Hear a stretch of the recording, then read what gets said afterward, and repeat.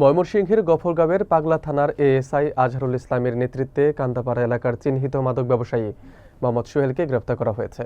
গতকাল উপজেলার এসিল্যান্ড মাইজবাড়ি লোহারপুল সংলগ্ন এলাকায় ভ্রাম্যমাণ আদালত অভিযান চালায়। বিস্তারিত থাকছে দিন মোহাম্মদের প্রতিবেদনে।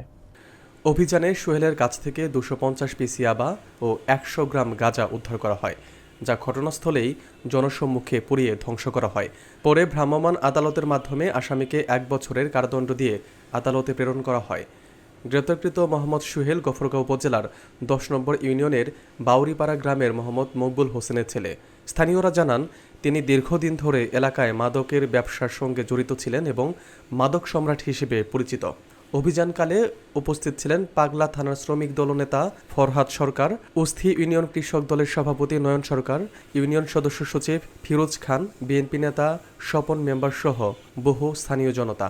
অভিযানটি এলাকায় ব্যাপক প্রশংসিত হয়েছে।